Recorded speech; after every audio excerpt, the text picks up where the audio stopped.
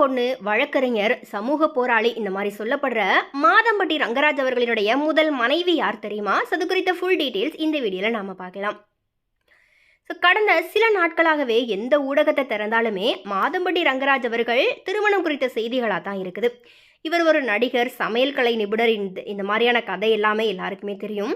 ஆனால் இவருடைய மனைவி யாரு அப்படிங்கிறது உங்களுக்கு தெரியுமா? மாதம்பட்டி ரங்கராஜுக்கு சில ஆண்டுகளுக்கு முன்னாடியாவே ஸ்ருதி அப்படிங்கிறவங்களோட திருமணம் நடந்தது. இவங்களுக்கு 9 and 11 வயசு மதிக்கத்தக்க 2 பிள்ளைகளுமே இருக்கிறாங்க. மாதம்பட்டி ரங்கராஜனுடைய திருமண சர்ச்சை, அதாவது 2வது திருமண சர்ச்சை எழுந்திருக்கிற நிலையில அவங்களுடைய முதல் மனைவி ஸ்ருதி இது குறித்து எந்த ரியாக்டுமே பண்ணாமல் இருக்கிறாங்க. இதை தொடர்ந்து அவங்களுடைய மனநிலை என்னவா இருக்கும் அப்படிங்கிறது குறித்த சந்தேகமுமே இப்போ பலருக்குமே எழுந்திருக்குது. மாதம்பட்டி ரங்கராஜை போலவே அவங்களுடைய மனைவி ஸ்ருதியுமே கோயம்புத்தூரை சேர்ந்தவங்க தான்.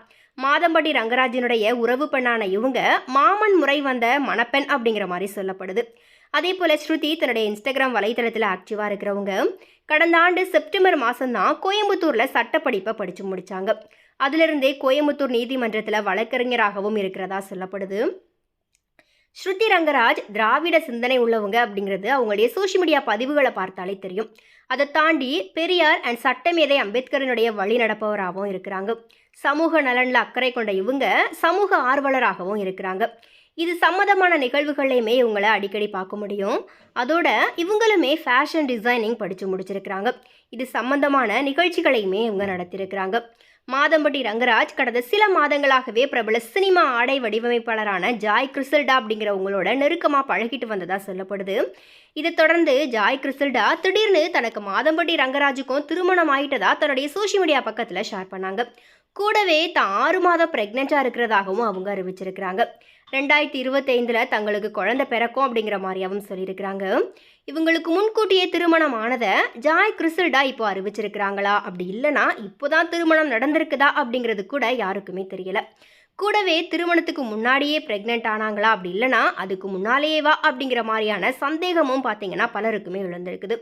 மாதம்பட்டி ரங்கராஜ் ஜாய் கிறிசல்டா திருமணம் குறித்த பதிவு வெளியிட்ட உடனேயே இவங்களை குக் வித் கோமாளி நிகழ்ச்சியிலிருந்து தூக்கணும் அப்படிங்கிற மாதிரி ரசிகர்கள் பலருமே இணையத்தில் பேசிட்டு வராங்க.